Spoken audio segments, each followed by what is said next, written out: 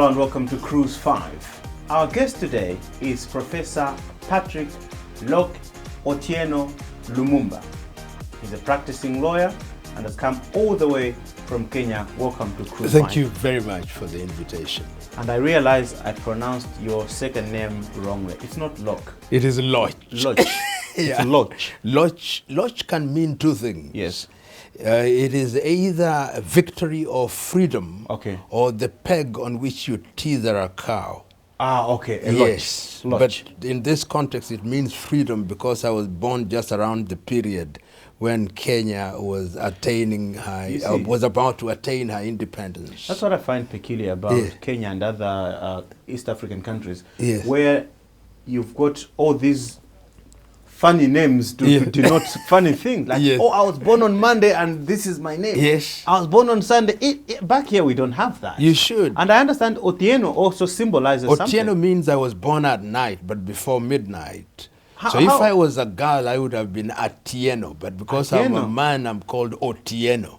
So like they mark it by midnight if you're born before Yes, or after midnight. Yeah, that is how specific we were in my ethnic group, which is a good thing. I and think I'm it sure is. across Africa you do have this. In Ghana, when you are born on a Monday or this date, you may find somebody called Kwame or Yes. something like that. I had and a it has meaning. friend from Ghana, Yes. and they're telling about all these funny things. I'm like, I mean, back home it's just a name. It's just a name. Well, it means many things most of the time. It's problems, trouble, or something. Like that. The one wants to eat my child or something like that. But anyway, welcome you. back to Malawi. Because this is not your first time. No, this it? is not my first time. Okay. I've been here. I love Mangochi specifically. It's a lovely place Yes, to be. indeed. And I love the beauty of the lake. Yes. One of the cleanest in Africa. Oh, is it? And I love Chambo. I'm sure you've traveled around very Yes. much, so you must Yes. know.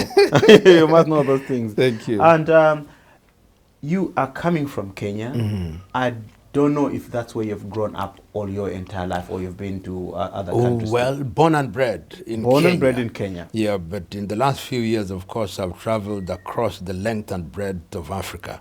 But home is best. You've traveled everywhere apart from Zambia, where Yeah, I I know understand you're not allowed. Even Zambia. There was a time you couldn't even get off the plane. And I got off the plane, then I was told I was danger to peace and security. What was that all about? You don't look like a very dangerous man I'm physically. not dangerous. I can't hurt a fly. What was think that none all harm, about? Do none harm and wish none harm. You brush some feathers the wrong way. I've been asking myself, what is it that I must have said that may have ruffled the But obviously political class? you know what you say. And you know who you talked about. You are in Africa, so you should know. You should know. Yeah, but I think they must have relaxed about it. Okay. 2 weeks ago, when I was going to Sadak to Vic Falls, I went through the Harin Kumbula airport at Livingston. Did you say hello, Zambia? And I say hello, Zambian. Perhaps they allowed me because I was on transit. Yes, I'm like, okay.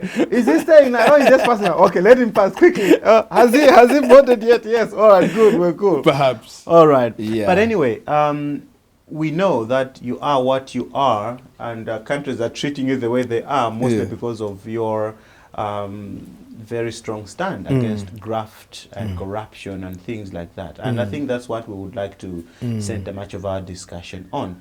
And you come to Malawi at an interesting time where there is possibly the biggest political impasse we have experienced. Since the last election that we had in May 2019, we haven't had peace and calm and progress, really. There's a matter in court, as we were talking about, where some political parties are contesting the results of the elections. And you come from Kenya, where you've also gone through something like this. And I don't know, learning from a brother, is there anything that you think would be interesting about this? In fact, I have no problem. When you are dealing with human things, there'll always be contestation. And I'm very happy that the Malawian process does allow for those who are dissatisfied with an electoral process to pursue that matter through the judiciary, which we must assume and want to assume is independent and will dispense justice without fear or favor.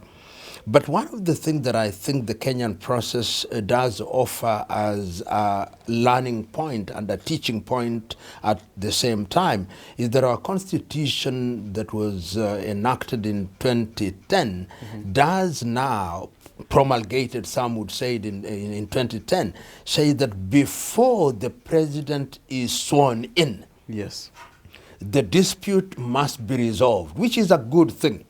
So that you have a period where nobody is the substantive president. If it is a president who is serving, he serves because of the previous term, but the disputes are resolved before they are sworn in. Who takes care of government at that During time? that, of course, there is a government that exists, continues to be in government until it hands over, which is a good thing. Right. The other countries to learn from are countries such as Gabon, I think the Democratic Republic of Congo. They also say that before the elections are accepted, they must be confirmed by a constitutional court. I have a problem with the situations where a president is sworn in while there is a dispute, because it then becomes very difficult and very dangerous actually to nullify an election. That's very true. And I see that that is the situation here in Malawi. I see that that was the situation in Nigeria until they handed down a judgment, which I think was very well written. And that was also the situation in Zimbabwe. So going forward, I hope that the Malawians and particularly the opposition party will allow the legal process to go through. Once it goes through, then there is the very painful process of accepting a result that you don't agree with, that does not favor you. Yes. But it is important. I've always said that when you are in the political arena, particularly when you are a candidate in the presidential race, you must have two speeches. One that concedes defeat and one that acknowledges victory and celebrates it. The problem in many African countries, all candidates always have one speech, the victory speech. You see, there have been cases where people will call to congratulate the other one of winning, and then they realize that, oh, there were some irregularities, and then they start saying, oh, wait a minute, but I already called, I already congratulated him, and then I have to go and call again and say, wait a minute, can you hold, because I think we still have to sort out this. But that's just on the lighter note. But questions that people have asked is, should the judiciary really be involved in deciding the result of an election? Because, I mean, as the way it is designed, it's the will of the people who went to vote to elect a leader. And isn't it a bit sad or regrettable that things should get to a point where people should sit in a court of law and start deciding whether who won or who did not win? It should have been just the people deciding who has won. In a perfect world, what you say is the desirable thing, that if you have an electoral body that conducts its affairs in an open and transparent manner, and the processes are transparent and all the parties agree that they are processes. Remember that election is not an event. Election is a process. The voting day is one of the stages of the process. It starts with registration. Is registration credible? Is the electoral register credible? Are the agents allowed access so that when there is a result, they sign against it? Are the results credible? Are they announced in an open and credible manner? If you do that, as we see in countries which we can cite, you go to countries such as Israel. I mean, election is called in the morning, in the evening, within 2 hours, you know what the results are. Yep. You go to countries such as Norway. But in Africa, we have these, it's sad for me to use the word tradition, but I'm saying that it's getting established as a tradition, that whenever there is an election, people always contest the result and nobody accepts victory.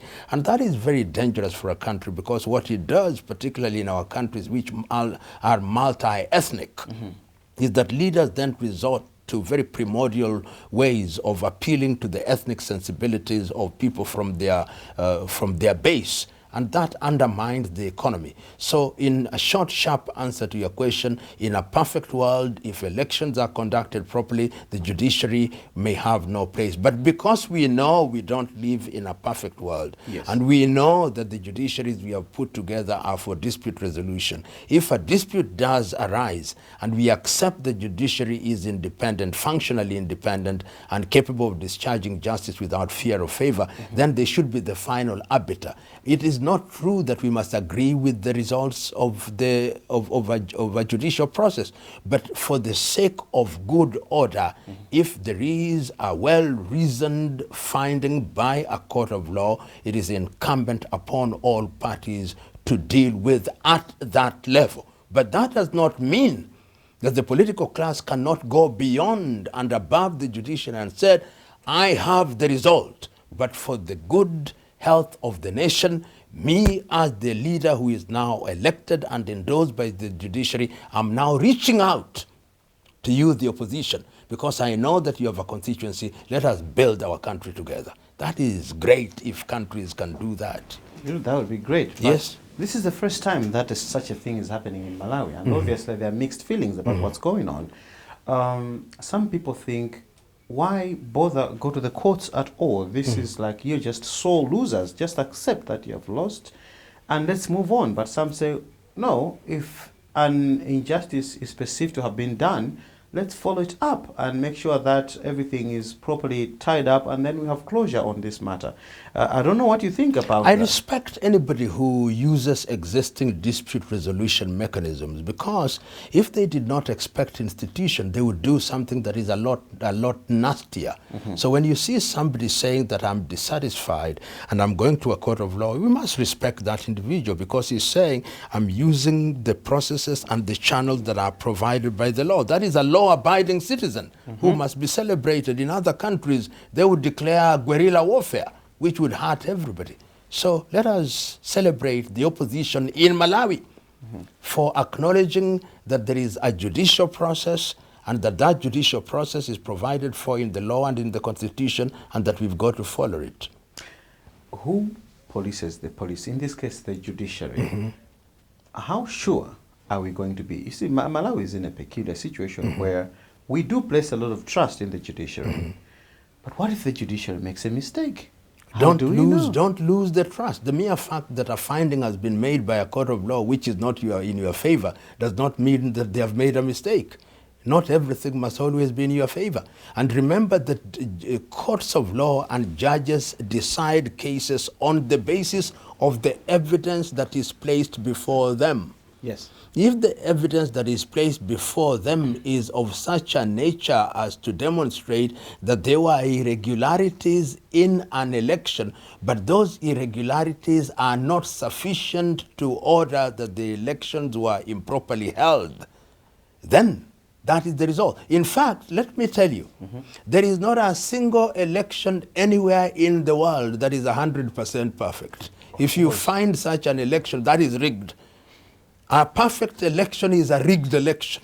A proper election will always have irregularities. Some voter did not have their name in the register. There was overcounting or undercounting. But the critical question is, are the irregularities of such a nature as to amount to irregularities that ensure that the will of the people is not reflected?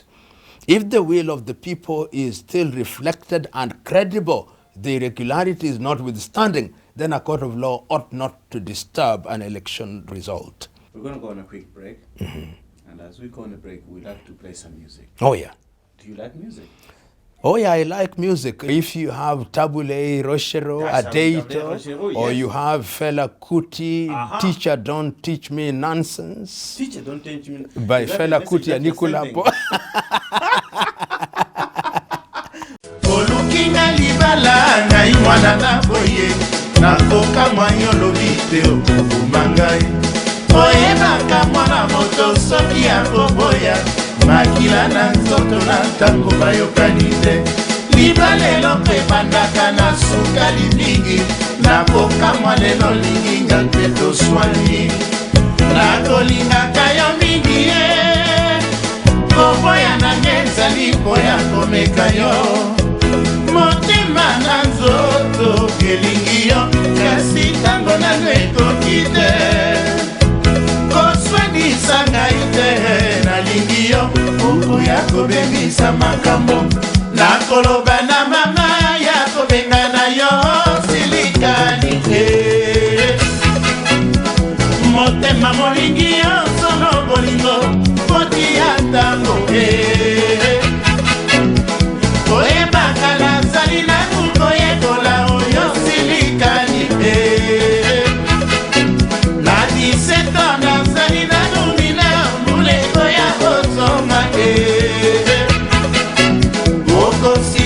pamba ngai mpe nalingaka yo silikani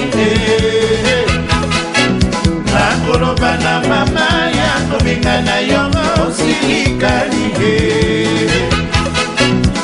motema molingi yosono bolingo otia ntango oyembaka nazali nano koyekola yo silikani na 17 ans nazali nano mineur molekoya ozonga. Welcome back to Cruise 5. Today we are talking to Professor P.L.O. Lumumba. His full name is Patrick Loch Otienno Lumumba, a practicing lawyer from Kenya, who has also been the director of the Kenya Anti-Corruption Commission. Not for a very long period. Not for a very long period, 1 year.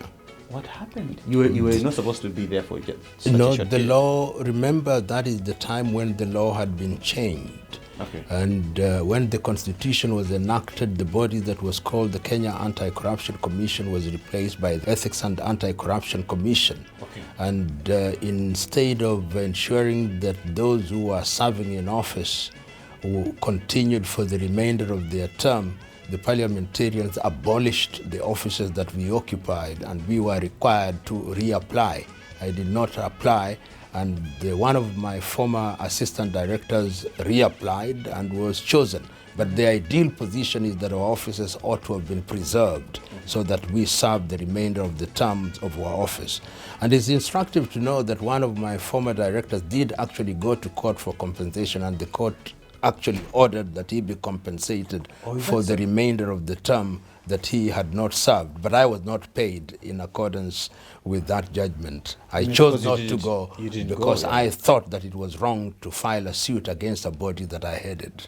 But was it time for you to go? Did you want to go, or you wish you could I would stay have longer? wished to stay a little longer, but remember one of the mistakes that I think we made, and I'm using the word mistakes in quote unquote, is that we perhaps bared our fangs too early and too boldly, and those who are facing our wrath found this was a very opportune time. I remember one parliamentarian saying, if we allow this fellow to remain in office for too long, we are going to suffer. So I have no doubt in my mind that the law, very powerful enemies. The law did present a God-sent, and I'm using the word God-sent very reluctantly, opportunity to abolish and Let him say go. good riddance. Let him go. Everyone was praying that you shouldn't apply. You shouldn't reapply for that job. And their prayers were answered. I don't know if God answers those prayers. No, I don't know. We call them prayers for want of a better term. Yeah. In that period, I understand about 3 ministers already lost their jobs. Of course, they got their jobs back. Yeah, of course. Yeah. But what we did, and I'm one who does not want to focus on ministers also, but one of the things that we sought out to do was to use the law for purposes of ensuring that people are accountable. And some of these things, and it's critical to say this, whenever an allegation is made against an individual that they have engaged in corrupt activity, it doesn't mean that they are corrupt. No. It doesn't. Until That is why you go to a court of law, and if a court of law makes a finding based on the fact that they did not engage in what is alleged to have happened, then people are vindicated.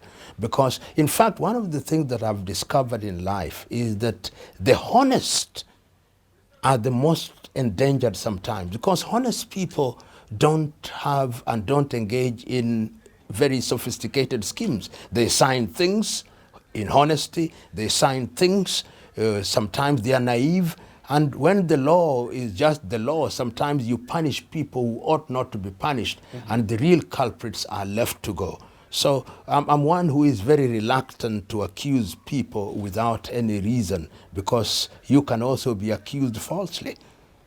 Did anything come to a proper conclusion? Did you have any high-profile convictions for that? No, this is the other mistake that people make. Yes. In a typical when you are dealing with corruption, these are white-collar crimes, and history has demonstrated that first of all, we don't prosecute. Okay. The Kenya Anti-Corruption Commission did not have prosecutorial powers. You only have investigation powers. So you don't prosecute and you are not the judiciary. The most important thing is that people also forget that in the fight against corruption is not just prosecution. It is education. People never ask, did you educate the people? And did they change? That is the major plank in the fight against corruption. Did you work with institutions so that they reduce opportunities for corruption?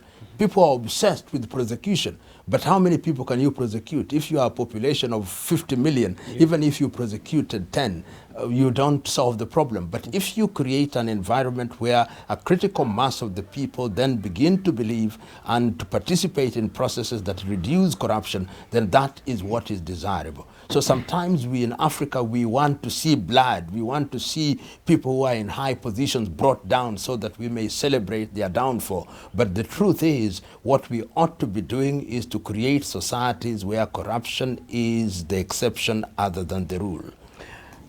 Why we want to see those people brought down is because of the bitterness that people, the downtrodden people have, that those people in those high places are the ones looting the economy. Yes. And the belief that they're involved in a lot of corrupt practices. Yes. And if those people were brought down, that would be conceived to be justice. And then people would start having fear.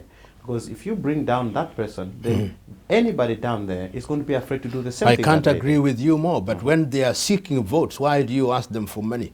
Where do you expect them to get money? If you, the electorate, also don't want to exercise your voting right and you expect people to pay you 200 kwacha or 1,000 kwacha, where do you expect them to get the money? We, the electorate, must also ask ourselves, what is our role in making people engage in corrupt practices? When we make demands of people, you know somebody is earning 20,000 kwacha, and when you call them to a church function, you ask them to contribute 50,000, and the next mosque ask for 100,000, and you want them to send people to school at 100,000, where do you expect them? Sometimes the people also put their political leaders in a corner, and therefore they support them even when they engage in graft. So it is true that when you are entrusted with public office, you ought not to use it for personal benefit, but we must also ask ourselves, what is our own contribution to perpetuating the culture of corruption? In the United States of America,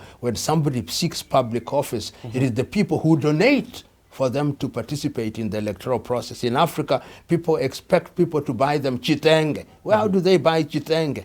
If from which money? You expect to be entertained. From which money? You expect when somebody is elected into public office, you expect them to buy a Mercedes-Benz. When they come in a bicycle, you say they are stupid. So we too, in Africa, must change our attitude. You have been at the helm of a very powerful institution in a big country in Africa, one of the leading economies, fighting corruption and graft. Tell me about your experience. Would we ever come any close to winning this war against corruption? Yes. Would we? Yes.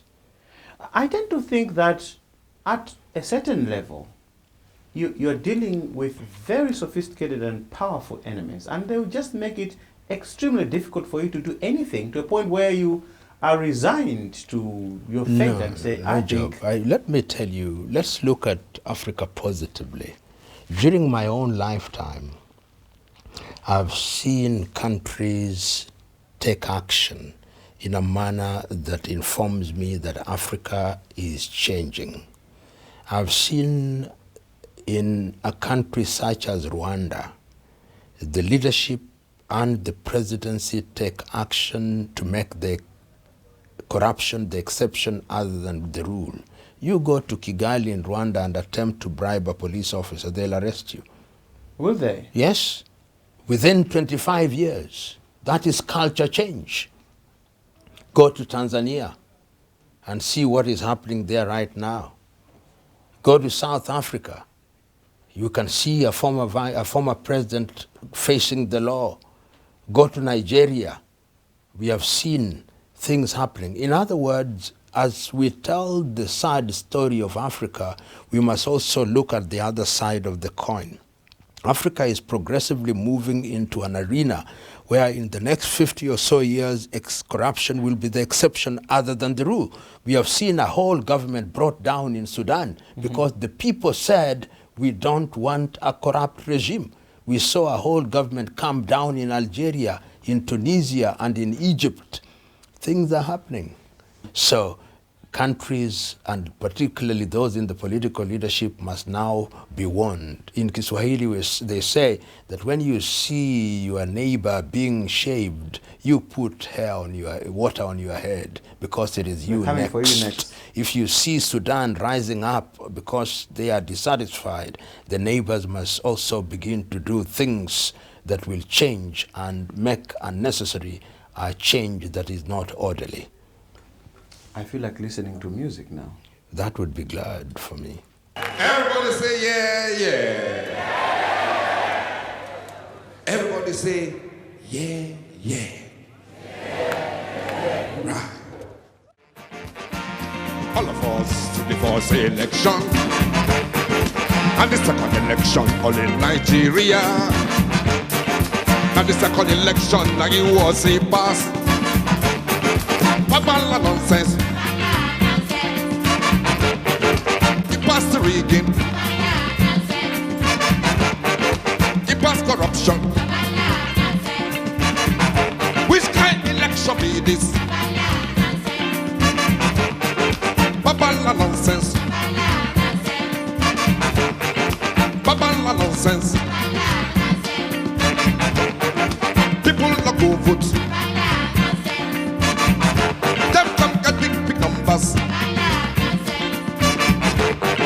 Thousands to thousands, millions to millions. Which kind of election be this? Babala nonsense. Babala nonsense.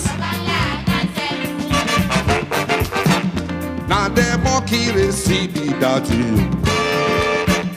Now democracy be that you. Booty shall see democracy. Bumbuchi, na oyibo tishi us. Na oyibo for Europe. Oyibo teach us many, many things. Many of them things I don't sing about. Me I no crito copy oyibo style. Let us think say, oyibo no pass me. But Shagari finish him in elections. But them not tell him say he make mistake. Say this you, no be democracy. The death of Comrade Robert Mugabe has brought home a poignant reminder of African leaders who seem to fly outside their countries to seek social services that are not available in their country. Not a bad thing in itself, but when it seems to become a pattern or a habit, it becomes a bit worrying. He died in Singapore. He's not the first African president to die outside his country, not the first senior government official to fly outside Africa to seek services. And this must be quite worrying to us as Africans, I think. It is an indictment of particularly those in political leadership that we preside over institutions in which we have no faith. That as a president we have a whole Ministry of Health which is presiding over hospitals which we ourselves do not have faith in and can dare not attend.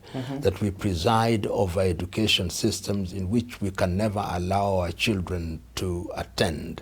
It is a big indictment, particularly when you've had the opportunity of presiding over a government, when you took over government on the basis that you are going to address issues of health, issues of education. It's very sad. Food. Very sad, and you have doctors in your country who are highly trained.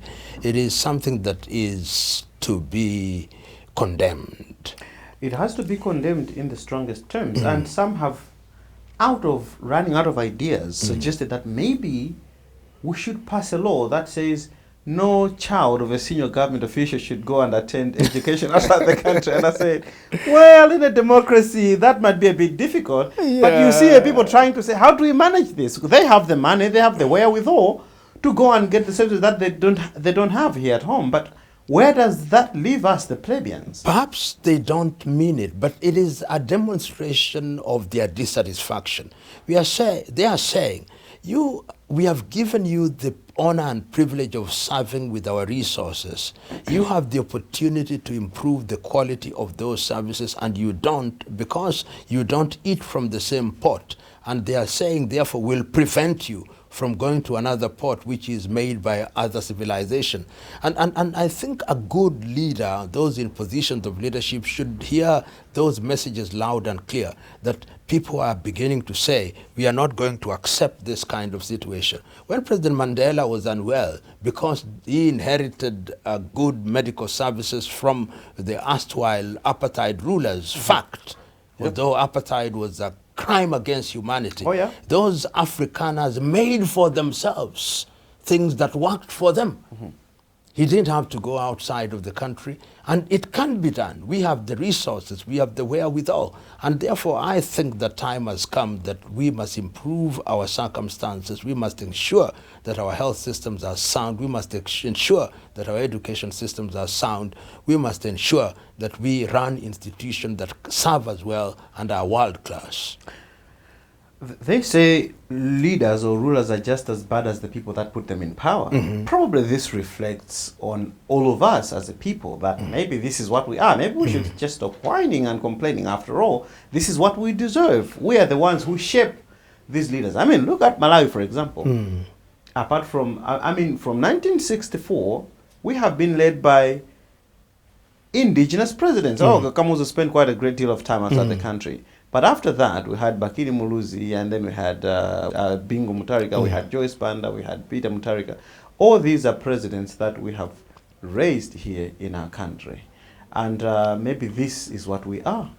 Not necessarily. I think it is easy to say that that is our problem, that the leaders get, or that the people get the leaders that they deserve. There is merit to a certain extent, particularly when people vote on the basis of ethnicity. Yes. Then you get wrong people. You elect people because they come from your tribe, or you vote on the basis of being bribed, then you get people who are manipulative. But there is a sense in which it is also the role of men and women who offer themselves as leaders to ensure that they have a vision, because when people go to the electorate to seek their mandate, they normally say, this is what we are going to do for you. And this is my point, that the population must make demand of leaders. I saw a clip from India, whether it's true or not, but whether it's dramatized or true, but I liked it. There's a politician who had promised the electorate that he would build a bridge. I'm sure you saw it. I saw it. And the circle went, they said, come there here, was no bridge. Come they here, took him let's show you where you said you build walk on your bridge. Perhaps that is what we should do. If we do that often enough, then the Walk leaders on your will know. bridge. We are not going to joke with people who come here and tell us cock and bull stories, then they don't deliver. Do you think Africa needs benevolent dictators? You know, People who are going to say, I know what's good for you, and I won't take no for an answer. This is what you go and do. you know, I was at a conference and somebody during the question and answer sessions rose up and said, you are one of the greatest supporters of dictators in Africa. And I asked them, which ones? They told me, you support Paul Kagame, who is a dictator. I responded, Paul Kagame is not a dictator, he's a disciplinarian. Then they told me, you support John Pombe Magufuli, who is a dictator. I said, no, he's recreating order, he's a disciplinarian. Then they told me, you are supporting Yoweri Museveni, who is a dictator. I said, no, he may have overstayed longer than I wanted him to stay, but let us ask ourselves where he took Uganda from. So there is It's an issue of semantics, I think. Well, they are dictators. You can always find a good synonym. My own view is that each country has its own unique circumstances and history. And that when you are talking about dictatorship or democracy, we must ask ourselves, what do we mean? And my understanding of democracy is that democracy should create an environment where people participate in an open and transparent manner and they have the opportunity to elect their leaders. and that when such individuals have been elected, there must be people who are firm, who have clarity of vision and implement and ensure that those are implemented. I'm also one who believes that leadership ought to renew itself. That's why I'm a supporter of presidential term limits. Because I think that if you are a good leader, you should serve for a maximum of 10 years, not because you have nothing to offer. You have something to offer, but also give others an opportunity to serve, and you become a repository from whom wisdom can be drawn. And when change happens in that way, it renews itself, just like in the ocean, waves renew the ocean, so do new ideas renew other settled ideas. Well, I never knew that there were so many synonyms for the word dictator. But I have heard it now, and I think that calls for some celebration. Yeah.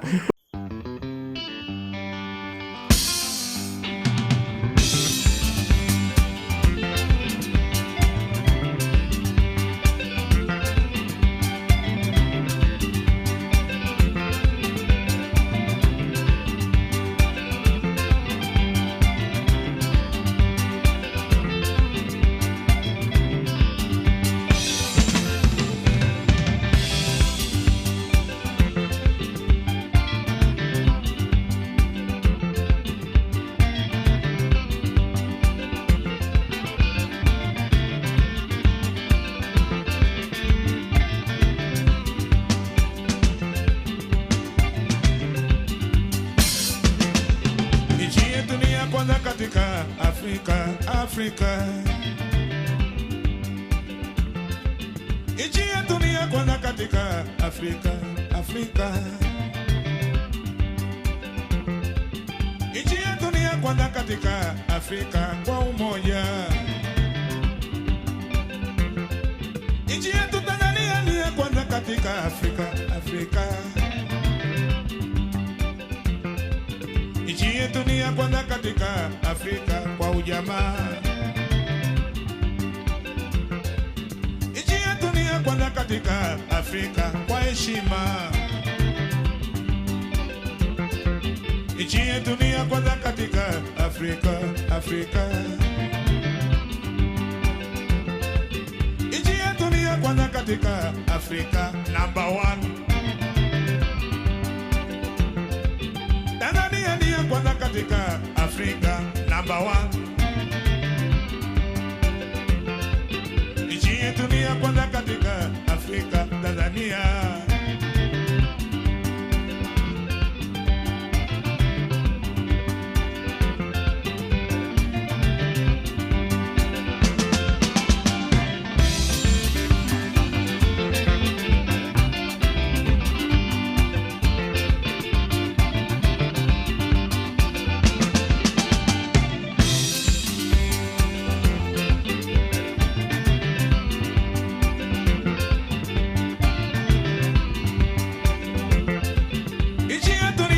Katika Afrika, Afrika. Tanzania ni ya kwanza katika Afrika kwa ujamaa. Let's talk about something a little bit different, but not very different from what we're talking about, and that's the position that most people hold, especially in Africa. And when I'm talking about Africa, the running point for me is Malawi. Malawians don't seem to attach a lot of importance or their lives to the taxes that they pay, to an extent where when public resources are perceived to have been looted, you don't really get the anger that you'd expect to get from someone who probably has been robbed of their money and they've caught the one who did that. And it's markedly different from other countries where people really want to know where their taxes have gone and what projects they're funding and how the money is being run. And even governments are right eyes on the ball. Where is this money going and what is it doing? But you come back here, well, it's like, well, they looted, they took those billions, and then we move on. You know, when we were young, I do not know whether it still happens here in Malawi, but I remember we had a subject in school called civics. Civics, we had that. And civics taught school children that the government does not have money of its own. When you go to a shop and you buy an item, yes, there is an element of tax. That is what then is used to build roads. That is when you are working and we take certain taxes. That is the relationship that must be taught so that Africans are able to appreciate that governments do not have money which they print, which is independent of taxes. Once they appreciate that, like they now do in most of Asia and in most of Europe, then they will ask people to account. When people know that the money you are playing about with is theirs, then they'll become the guardians of that money. And it is only in Africa that somebody comes here and says, I've built you a road. From which money? It is our taxes. You, as a friend of mine has said, and I see it in the social media, whenever you go into an ATM machine and you ask for money, it gives you, do you thank the ATM machine, thank you ATM because you have given me the money? No. The money that you've taken from the ATM machine is your money. So it is with our governments. The people must have and understand that there is a linkage between the taxes they pay and the money that public officials use for purposes of development, economic and otherwise. And when they do that, they'll begin to be the guardians and custodians, and they'll be angry when they see somebody in their rural village who earns a quarter of what he's spending money in the billions to build a mansion which they cannot account for. A thin line there, because some people say, well, let him be. I mean, it's he's got his own ways of making money. You're just being jealous. That will always be said. I mean, that is, if anybody says that is because they are ignorant, and when you remove the cataract of ignorance from their very eyes, they'll see that it is them who are ignorant and that the other person was taking advantage. There was a time when there was a scramble for Africa, and as a voracious reader, you must know very well about this. And we fought and we got our countries back, and we thought we had the independence. Fast forward to 2000 and beyond, it doesn't look like we never really reclaimed our territories. Now you see even more than before foreigners coming and taking over African land. As we are speaking, you don't need to walk more than 5 kilometers before you meet a Chinese investor in your neighborhood. And those are not the only ones. Everyone seems to be coming back to scramble for Africa. And people are saying, were we ever free from those colonialists? Africa, the world has always scrambled for Africa. Yes. The Arabs scrambled for Africa. The Portuguese and the Spaniards scrambled for Africa. The entire European continent scrambled for Africa and partitioned her. First, they scrambled for people during slavery. They scrambled for resources during colonization. They left, but never quite left, because they left the colonials, the neo-colonial state. They structured them in a manner that they can exploit them. China has now realized that Africa is where the resources are, and China is the one continent that still has arable land. So they are coming. But the truth be told, the world is still governed by the law of the jungle, survival of the fittest and the dying of the least suitable. If Africans are not organized, we'll be gobbled up in the name of trade. You see, what China is doing is that China knows what it wants. It knows that it has a population of 1.4 billion. It is a country that has an appetite for resources. You only have to read Zambia's Dambisa Felicia Moyo's book, The Rise of China, Winner Take All. Yes. China's appetite for natural resources. That is not the subtitle, but effectively that is what she says. And she's saying that China is going to be here.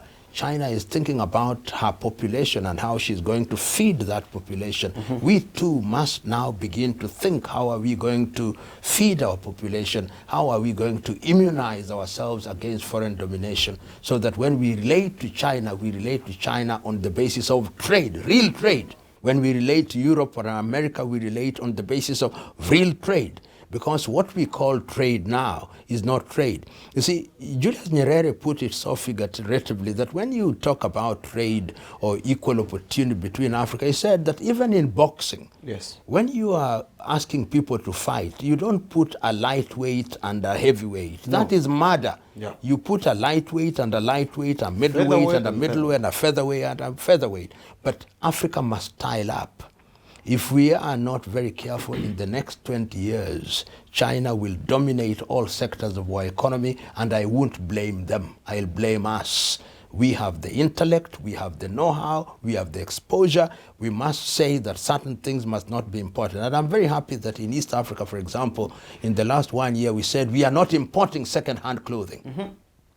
Kenya and Rwanda Uganda did have the same not, thing as well. It was in the context of East Africa. Yes. It is only Rwanda that has implemented. Kenya and Uganda have not. They're because, like, okay, you go ahead. Yeah, because if you don't stop that, how will we grow our textile industry? Exactly. If we don't add value to our resources, how are we going to develop? If we are only engaged in producing primary resources, we must begin to make our mobile phone. Right now, the world is meeting in Stuttgart to showcase motor vehicles that are no longer going to use fossil fuel. And as you look across Africa, every African country is discovering oil at the wrong time. Yes. Everybody is migrating away from fossil fuel, going into electricity, going into solar energy. Mm-hmm. In the next 20 years, countries will no longer be producing cars that run on fossil fuel, and those cars will be dumped in Africa. We must also begin to think about producing, and I'm happy with the University of Makerere that they actually produce a prototype of a solar-driven bus. Those are the things that I want to hear about.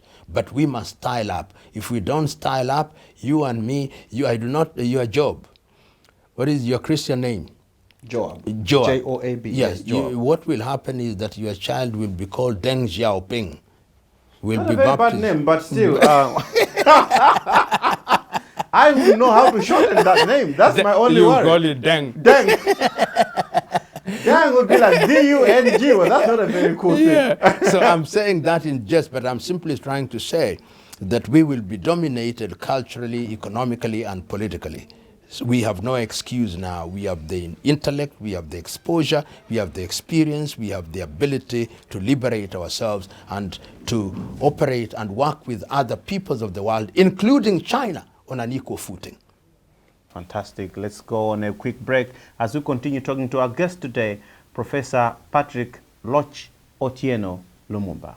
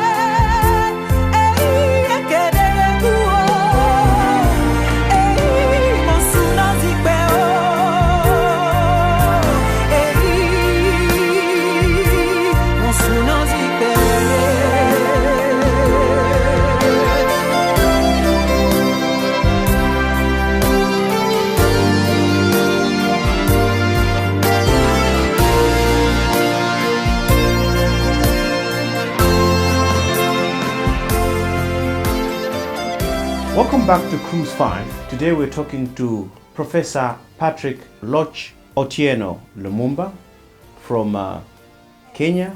He's a practicing lawyer, and you've also been a director for the school, the Kenya School Correct. of Laws. Yes. What else have you done in your life? I was the secretary of the Kenya Constitution Review Commission. I've taught law at the University of Nairobi. I've taught law at Kabarak University. I've taught at the United States International University. So I've been a practitioner of law, a teacher of law, and I understand you also things. got a charity Yes, I organization. run my foundation, the PLO Lumumba Foundation. We are active in 37 African countries, Wow. working with young Africans for purposes of mentorship. And we are mentoring them not because we have monopoly of wisdom, but we share our knowledge and our wisdom and attach them to men and women in different sectors. So we have our mentees in agriculture, we have our mentees in the arts, we have our mentees in different education. Some are motivational speakers. We even have some here in Malawi. We are present as a mentorship group here in Malawi. The things you do, talking about graft and corruption, and I think that's possibly the major thing that you came here to do at this particular conference in Malawi. Do they amount to much? Will they change anything at all? No, they may not amount to what others who are in the process of looking for faults think much. But if you ask the ocean, what makes you the ocean, it will tell you the droplets. The droplets in the millions amount to much. I remember these words of Kenya's Ali Mazrui during the days of apartheid regime. He was asked, how are you contributing to the collapse of the apartheid regime? And he said, the only thing that I do, because this is the only thing that I can do, is that I never buy any apples from South Africa. That is my contribution. Let others make their contribution.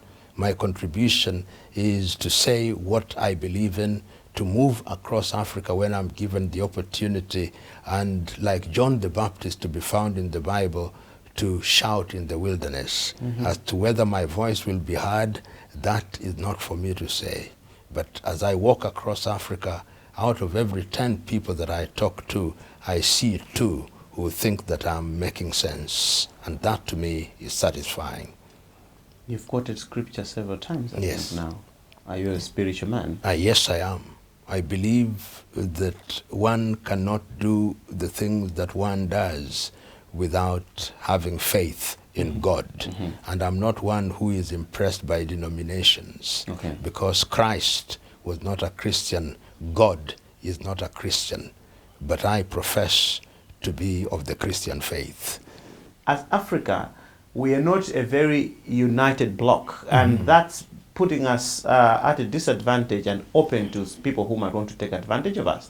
And examples are given of, look at the United States of America, they're united as one. And I'm like, well, I don't know if it could work for Africa. I don't know what you think about it. It can, and I'm a passionate believer. I belong to an organization called State 55, Okay. which is a group of Africans across the continent now that are beginning to talk very seriously. What is it that we can do in practical terms to move towards the greater integration of Africa? And if you look at even Africa Agenda 2063, if you look at one of the pillars, I think it is the second pillar, one of the pillars of the 7 aspiration, is strengthening Africa for purpose, from a pan-African perspective, to bring about African renaissance. And we are not being naive. We don't believe, at least I don't believe, that it is going to happen suddenly, perhaps even in my lifetime. But I believe that everybody now appreciates that one of our weaknesses is that we are too divided, our economies are too small, and because we are too small, we are easy to manipulate. And we are saying, but even if we did not have political integration in the manner that you have in the United States, can we do a number of things? One, ensure that we have free movement of people. African Continental Free Trade Area signed in Kigali, Yes. in Rwanda in the year 2017, I believe, is one of the things that we are doing. And if you want to look at it even from a regional standpoint, what is happening in SADC, what is happening in COMESA, what is happening in East African Community, what is happening in IGAD, what is happening in ECOWAS, what is happening happening in the Maghreb. We are moving in that direction. If you look at what is happening in ECOWAS, they now say that by the year 2020, they'll have a single currency called ECO. Even if they don't have it by 2020, the fact that they are working towards it is a good thing. You come to East Africa, we are thinking about political federation, and we are thinking about a common currency. And I believe that these are the early signs that Africans are now beginning to realize that our strength is in our unity, and that therefore we must move with a deliberate agenda of having a political federation and ultimately economic integration and, of course, social cohesion, so that we have an Africa that is diverse but recognizes and emphasizes the things that bring us together in an effective manner. It's not going to be easy. It is not for the faint-hearted, because there are those outside of the continent who think that Africa can only be exploited if she is divided into smaller units. So we are going to face very many headwinds. There are also those within the African continent themselves who think they can only be big fish in small ponds, and therefore when you talk about a big Africa, they think that their position and of privilege that was going to be will my be point. undermined. Yes. So they'll speak about African unity, but they'll work to undermine African unity. And that is why it saddens me to see what is happening in South Africa, that South Africans are saying that their brethren in Africa have no space and opportunity in that country. They need Africa. They have over 120 companies which are operating in the continent of Africa, and it is in their best interest that their country becomes open. The borders that we have are artificial borders imposed on us in Berlin in 1884, 1885, and the fact that we have them is something that we should not worry about. Look at the country, your language here in Chichewa, one of the languages here. If you look at Chichewa and Chinyanja in Zambia, the same language. You go to South Africa, you find Tswana, you in Botswana, you find Swati in Swazi, in Eswatini, you go to Lesotho and you go to Lesotho, you go to the Shoshangane and you listen to Zulu, you go to my own East Africa, you find the Chaga and the Kikuyu, you find the Luos and you find the Tesos, you find the Maasais, you go to West Africa and you find the Yoruba, and you find them in Benin, you go to Sierra Leone, you find the Mende and the Temne, you go to Nigeria, you find the Fulfude and the Hausa, and all these people are separated by artificial boundaries, and we are saying we had better dissolve these boundaries so that they remain there only as useful for administration.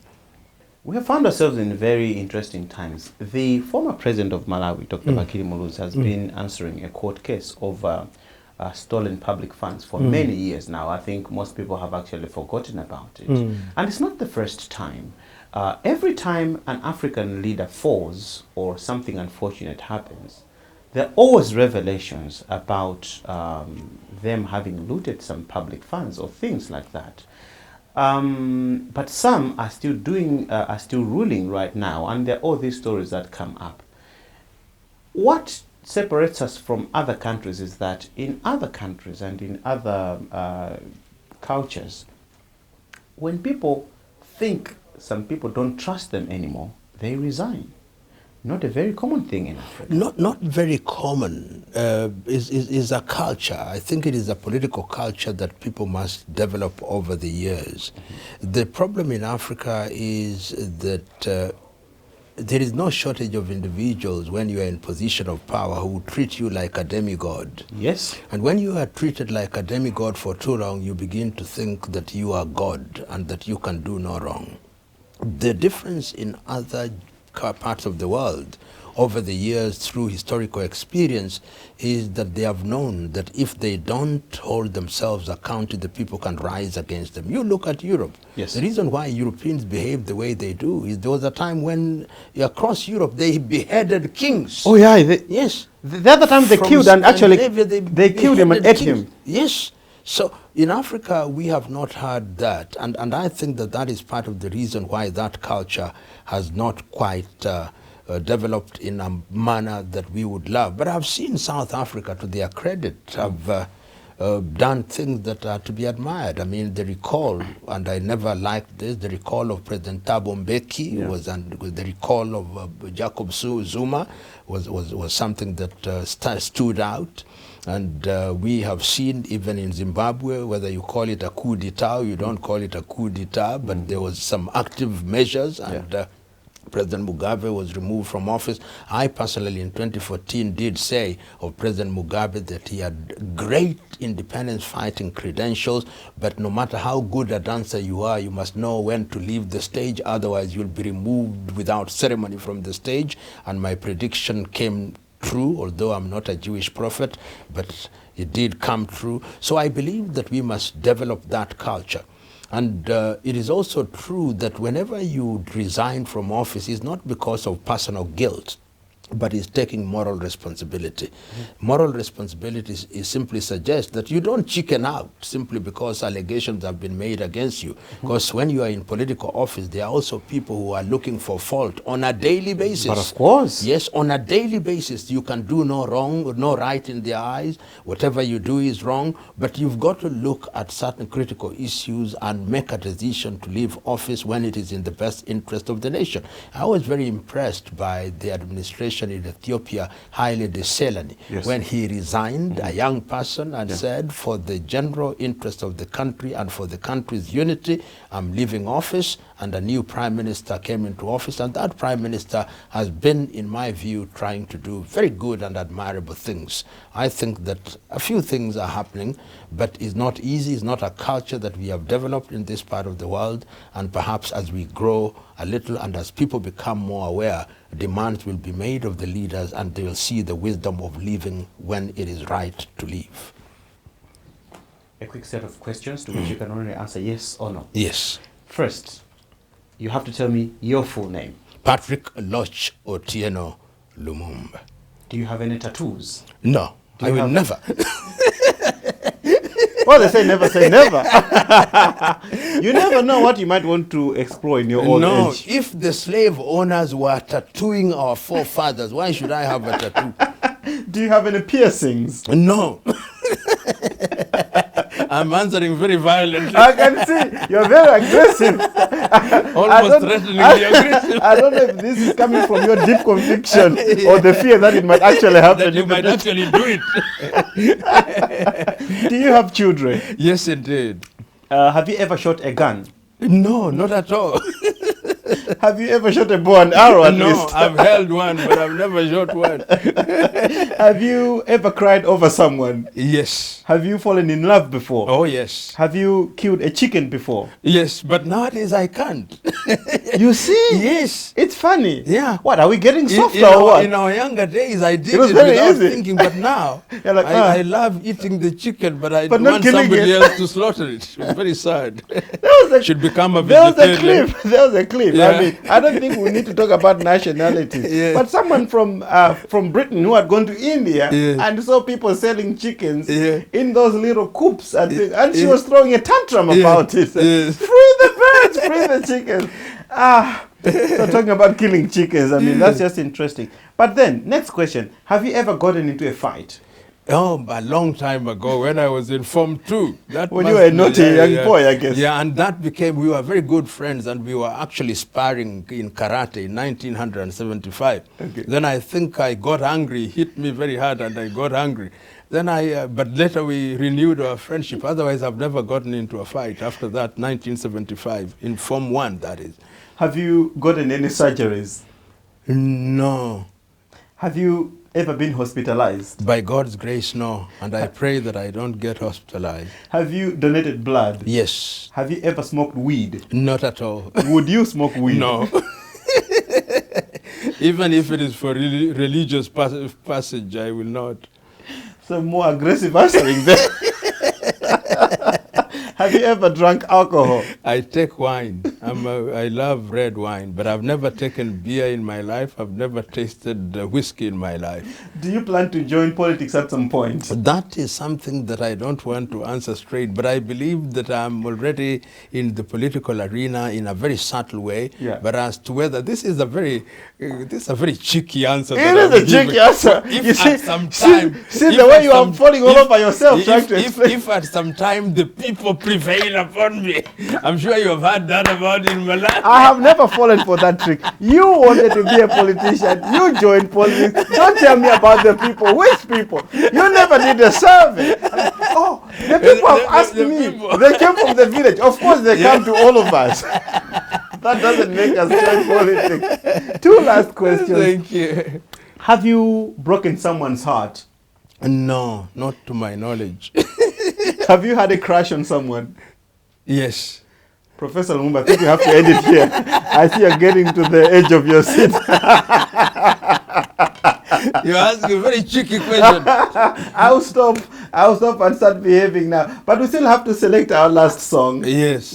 We've done a lot of songs, and I don't know which one is going to be our last. Beyanga by Mbilia Bell. Oh, that great Congolese artist. Yes. Beyanga.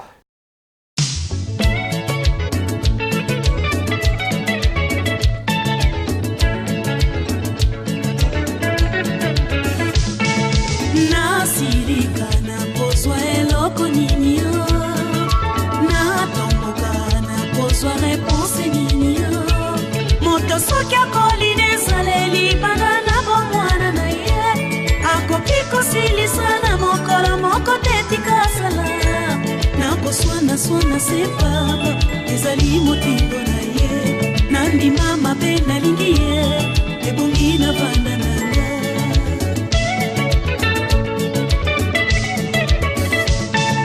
libalo yo babanda bipai biso nakotisi moto na singa epai ya pasi yo nazali netumbu na motema kasi nalingisa ye akoki kosala na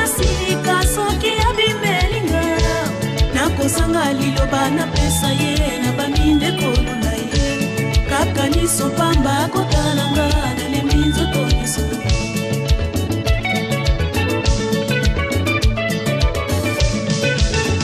Beyanga ozali mobali ya mobu Kinshasa ambiance esilaka te okoya kobepa nzoto okoki kokotanga kodako kasi kanisanga nazali mosi ya suka na yo nazali se mwana moke na bebe na yo na maboko tozali na posa na yo lilo bango nini nga na pesa yo ya majipo tosalo